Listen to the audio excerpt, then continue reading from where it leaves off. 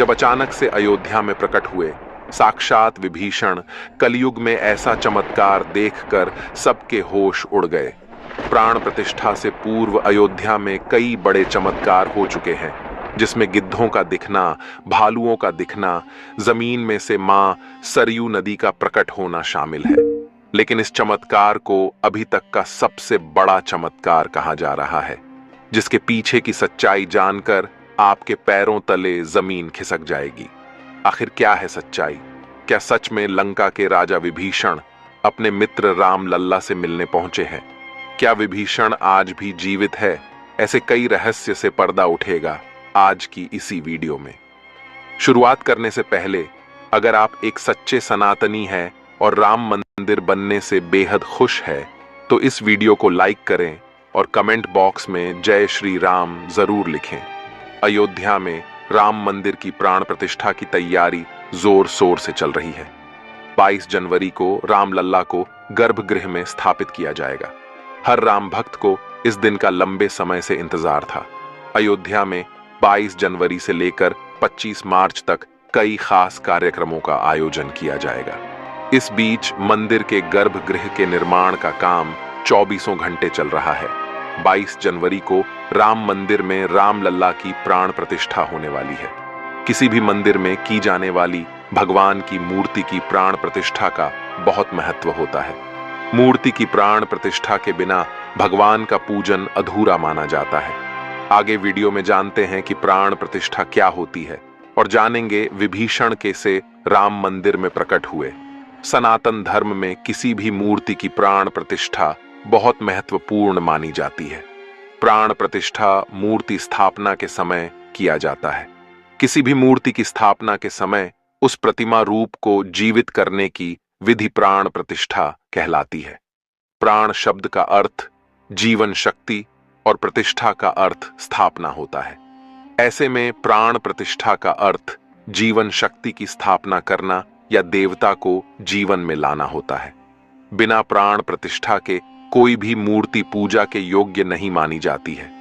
मान्यता है कि प्राण प्रतिष्ठा के जरिए मूर्ति में जीवन शक्ति का संचार होता है और वह मूर्ति देवता के रूप में बदल जाती है। अर्थात अब साक्षात प्रभु श्री राम अयोध्या राम मंदिर में निवास करने वाले हैं और जब स्वयं प्रभु एक बार पुनः अयोध्या आ रहे हैं तो उनके प्रिय मित्र व भक्त विभीषण कैसे पीछे रह सकते हैं? क्योंकि जब प्रभु श्री राम ने रावण का वध किया था, लंका पर विजय पाई थी और पुष्पक विमान के जरिए जब वह फिर से अयोध्या लौटे थे, तब प्रभु श्री राम के साथ विभीषण जी भी अयोध्या आए थे और कई दिनों तक अयोध्या में ही रुके थे।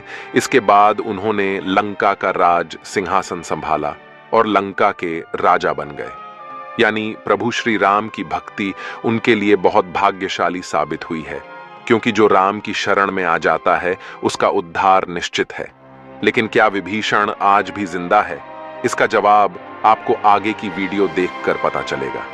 हिंदू धर्म की पौराणिक कथाओं के अनुसार माना जाता है कि 8 महान विभूतियां आज भी सशरीर जीवित हैं, जिनमें से कुछ रामायण काल के हैं तो कुछ महाभारत काल के, तथा कुछ विभूतियां उससे भी पहले के काल से आज तक जीवित हैं। पौराणिक मान्यता के अनुसार विभीषण, अश्वत्थामा, बलि, वेदव्यास, हनुमान जी, कृपाचार्य, भगवान परशुराम और मार्कंडेय ऋषि चिरंजीवियों में शामिल हैं।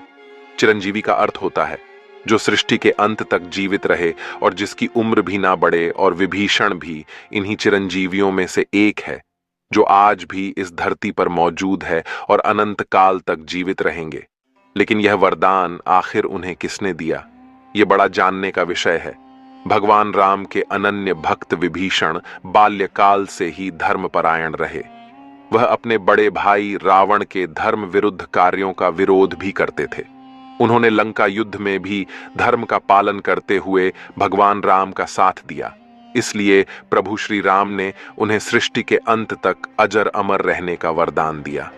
जब कलयुग का अंत होगा उस समय भगवान विष्णु एक बार फिर से अवतार लेंगे, जिसका नाम कल्कि होगा। तब ये 8 चिरंजीवी भगवान कल्कि का साथ देंगे और फिर से सतयुग की स्थापना करेंगे।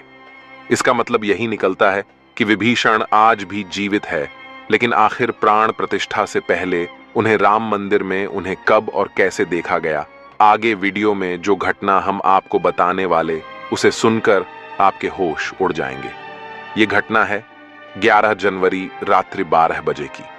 रोजाना की तरह सभी मजदूर राम मंदिर के गर्भगृह का कार्य करके अपने तंबू में विश्राम कर रहे थे। तभी मजदूरों को मंदिर के अंदर से प्रभु श्री राम के नाम जाप की ध्वनि सुनाई दी। अभी किसी भी अन्य व्यक्ति को रात्रि के समय राम मंदिर में घुसने की अभी अनुमति नहीं है। तब उन्हें ऐसा लगा कि शायद किसी आसपास के मंदिर द्वारा उन्हें ध्वनि सुनाई दे रही होगी, तो सभी मजदूर रात्रि में वापस सो गए। लेकिन सुभाष नाम के एक मजदूर को लगातार यह बात खटक रही थी। उसे वह आवाज राम मंदिर से ही आती प्रतीत हो रही थी, तो उसके मन में जानने की उत्सुकता हुई। आखिर इतनी रात्रि को राम मंदिर के अंदर राम नाम का जाप कौन कर रहा है? उसने अपने साथियों को उठाना चाहा, लेकिन सभी गहरी नींद में थे। तब सुभाष अकेले ही राम मंदिर परिसर में पहुंचा। वे काफी महीनों से राम मंदिर के निर्माण कार्य का हिस्सा था। उसे राम मंदिर का एक एक दरवाजा, एक एक कोना अच्छी तरह से पता था। जब उसने राम मंदिर के गर्भगृह में झांक कर देखा, तो वहां पर एक बहुत ही दिव्य पुरुष, जिनके अंदर से काफी तेज प्रकट हो रहा था। वे अपने हाथों में माला लिए राम नाम का जाप कर रहे थे। ऐसा लग रहा था मानो वे काफी दिव्य पुरुष हों और किसी पौराणिक समय से आए हों। उनके बैठने का तरीका और उनका अंदाज राजाओं की तरह मालूम पड़ रहा था। सुभाष ये नजारा देखकर दंग रह गया। इसके बाद सुरेश अपने साथी मजदूरों के पास गया और उन्हें यह सारी सच्चाई बताई। और जब सब मिलकर राम मंदिर गर्भगृह तक पहुंचे, तो सभी के होश उड़ गए, क्योंकि वह दिव्य व्यक्ति वहां से गायब हो चुके थे। चूंकि रात्रि का समय चल रहा था, तो सभी लोग सुभाष की बातों को भ्रम समझ रहे थे और कोई भी उसकी बात को मानने को तैयार नहीं था।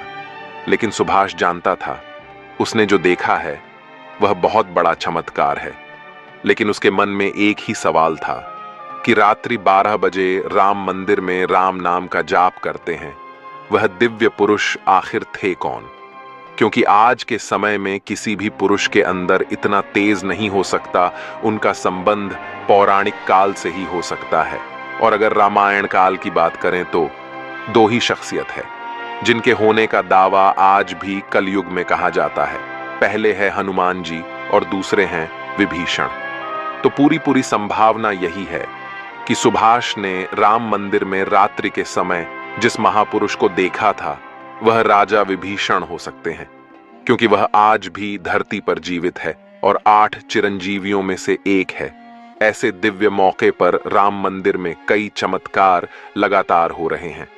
जहां कहीं दिव्य शक्तियां भी राम भगवान के स्वागत के लिए अयोध्या आ पहुंची है। राम मंदिर के उद्घाटन की तैयारी अब अंतिम चरण में है। इस बीच एक और जहां श्री राम जन्मभूमि तीर्थ क्षेत्र ट्रस्ट लगातार तैयारी की जानकारी साझा कर रहा है, वहीं राम मंदिर के इस महायज्ञ में देश का हर राम भक्त अपनी आहुति अर्पित कर रहा है। आने वाली 22 तारीख के मौके पर कई संत, महात्मा और जिन भक्तों ने राम मंदिर के लिए संघर्ष किया, वो सभी अयोध्या पहुंचेंगे। न केवल 22 जनवरी को, बल्कि 12 जनवरी से ही मेहमानों का अयोध्या जाने का सिलसिला शुरू हो जाएगा। रामनगरी में 11,000 से ज्यादा वीआईपी मेहमानों के स्वागत की तैयारी की जा रही है। एक समय था जब यहीं अयोध्या में रामलला टेंट में विराजमान थे। आज पक्का घर सिर्फ रामलला को ही नहीं, बल्कि पक्का घर देश के 4 करोड़ गरीबों को भी मिला है। रामायण के समय में अयोध्या को स्वर्ग कहा जाता था। देवता इस स्वर्णिम नगरी कहते थे, क्योंकि यह नगर चारों तरफ से हर प्रकार की सुविधा से युक्त था। लेकिन जब मुगल आक्रांताओं ने भारत पर आक्रमण किया, तो पूरे अयोध्या नगर को उजाड़ कर रख दिया। मंदिर के ध्वस्त होने के बाद कई सालों तक यह भूमि वीरान रही और किसी भी हिंदू सनातनी को इस क्षेत्र में आने की अनुमति तक नहीं थी। लेकिन पुनः प्रभु श्री राम जी की कृपा हुई यहाँ श्री राम का भव्य मंदिर बनने के बाद यहाँ आने वाले लोगों की संख्या में बहुत बड़ी वृद्धि होगी। इसे ध्यान में रखते हुए सरकार ने अयोध्या में हजारों करोड़ रुपए के विकास कार्य किया है। राम मंदिर की प्राण प्रतिष्ठा से पहले प्रधानमंत्री मोदी ने अयोध्या में अलग अलग विकास कार्यों का उद्घाटन किया और महर्षि वाल्मीकि इंटरनेशनल एयरपोर्ट अयोध्या धाम भी लोगों को तोहफे में दिया। इस एयरपोर्ट को पूरी तरह से भगवान राम से जोड़ा गया है, जिसकी दीवारों पर भी आपको श्री राम से जुड़ी सजावट देखने को मिलेगी। इस एयरपोर्ट के अंदर घुसते ही हमेशा लगता है हम फिर से रामायण काल में आ गए हो। आपको बता दें कि इस एयरपोर्ट को 20 महीने के रिकॉर्ड समय में तैयार किया गया है। उत्तर प्रदेश सरकार की ओर से अयोध्या एयरपोर्ट के लिए 821 एकड़ भूमि मुहैया कराई गई थी। 14 साल का वनवास पूरा करके और रावण का वध करके जब भगवान श्री राम पुनः अयोध्या पहुंचे थे तो अयोध्या के घर घर में दिवाली मनाई गई थी। हर घर में दीपक प्रज्वलित किए गए थे। तो जब अब पुनः प्रभु श्री राम अपने धाम को लौटने वाले हैं तो हम 140 करोड़ देशवासी आखिर कैसे पीछे रह सकते हैं। अयोध्या में विवादित स्थल पर 500 साल बाद प्रभु श्री राम के मंदिर निर्माण और श्री राम लल्ला की स्थापना के जश्न में 22 जनवरी को सिर्फ देश ही नहीं बल्कि पूरी दुनिया दिवाली की रोशनी से जगमग होगी। अयोध्या से पीएम मोदी ने देश के सभी 140 करोड़ लोगों से 22 जनवरी के दिन अपने घरों को श्री राम ज्योति नामक दीपक की रोशनी से अपने घरों को जगमग करने का आह्वान किया है। प्रधानमंत्री ने लोगों से हाथ जोड़कर यह प्रार्थना की है कि सभी देशवासी प्रभु श्री राम लल्ला की अयोध्या वापसी के जश्न में अपने अपने घरों को दिए से जगमग कर दें। यानी पूरे देश में इस बार 22 जनवरी को ऊर्जा, आशा, आकांक्षा और उम्मीद व जोश से भरपूर एक नई दिवाली देखने को मिलेगी। ये दिवाली सिर्फ देश ही नहीं बल्कि दुनिया के उन तमाम देशों में भी मनाई जाएगी जहां भारतीय लोग बसे हैं। इसी बीच अब राम मंदिर प्राण प्रतिष्ठा से पहले राम लल्ला के भक्तों के लिए एक और बड़ी खुशखबरी है। दरअसल अब राम लल्ला के गर्भगृह का मुख्य द्वार सोने से बनाया गया है, जो मंदिर के मुख्य द्वार के तौर पर स्थापित कर दिया गया है। राम मंदिर में सोने के दरवाजे की कुछ खासियत भी है। बता दें कि राम लल्ला के गर्भगृह में लगाए गए सोने के दरवाजे पर खूबसूरत नक्काशी की गई है। मंदिर के भूतल पर ऐसे 14 दरवाजे लगने वाले हैं।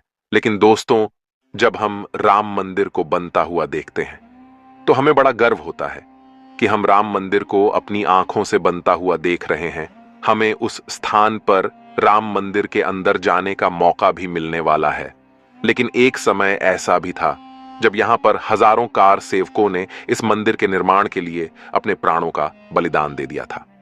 1528 ईस्वी में श्री राम मंदिर को बाबर के आदेश से उसके सेनापति मीर बाकी ने गिराकर वहां एक मस्जिद बना दी। इसके बाद से हिंदू समाज एक दिन भी चुप नहीं बैठा। वह लगातार इस स्थान को पाने के लिए संघर्ष करता रहा। 23 दिसंबर 1939 को हिंदुओं ने वहां राम लल्ला की मूर्ति स्थापित कर पूजन एवं अखंड कीर्तन शुरू कर दिया। विश्व हिंदू परिषद द्वारा इस विषय को अपने हाथ में लेने से पूर्व तक 76 बार श्री राम जन्मभूमि मुक्त कराने के प्रयास किए हिंदुओं ने किए, जिसमें देश के हर भाग से हजारों नर नारियों का बलिदान हुआ, पर पूर्ण सफलता उन्हें कभी नहीं मिल पाई। 2 नवंबर 1990 को तत्कालीन मुख्यमंत्री मुलायम सिंह यादव की सरकार में कार सेवकों पर पुलिस ने बर्बरतापूर्वक गोलियां चलाई थीं, जो कि सच में एक निंदनीय घटना है। उस समय अयोध्या के वासुदेव गुप्त, राजेंद्र धरिकार, रमेश पांडेय और कोलकाता के दोनों कोठारी बंधुओं सहित अनेक कार सेवक इसमें शहीद हो गए थे। नीचे कमेंट बॉक्स में आप इन्हें श्रद्धांजलि जरूर दें। लेकिन दोस्तों, कहते हैं जो सच होता है वो स्प्रिंग की तरह होता है, उसे जितना दबाया जाए वह उतना ही तेज गति के साथ ऊपर आता है। 9 नवंबर 2019 का दिन सुनहरे अक्षरों में दर्ज किया गया जब सुप्रीम कोर्ट की 5 जजों वाली बेंच ने ऐतिहासिक फैसला सुनाया और विवादित जमीन हिंदू पक्ष को मिली।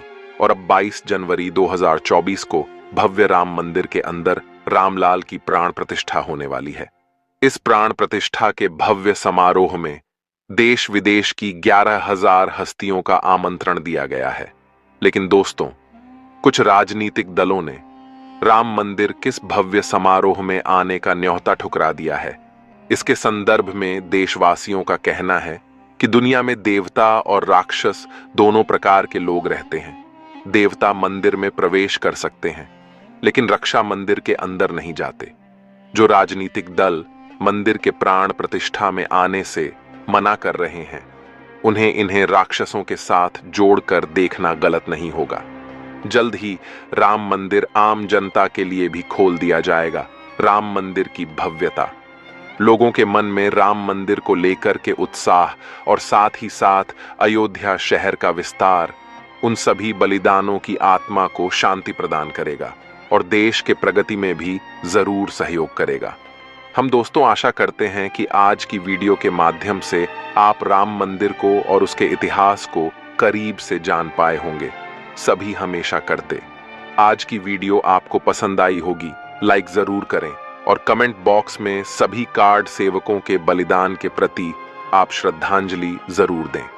साथ ही साथ कमेंट बॉक्स में कुछ सेकुलर हिंदुओं के लिए अपनी राय जरूर रखें, जिन्होंने राम मंदिर प्राण प्रतिष्ठा समारोह में आने का न्योता ठुकरा दिया है। हमारे चैनल को सब्सक्राइब जरूर कर लें, ताकि आपको हमेशा ऐसी सत्य चमत्कारी घटनाएं देखने को मिलती रहे। अभी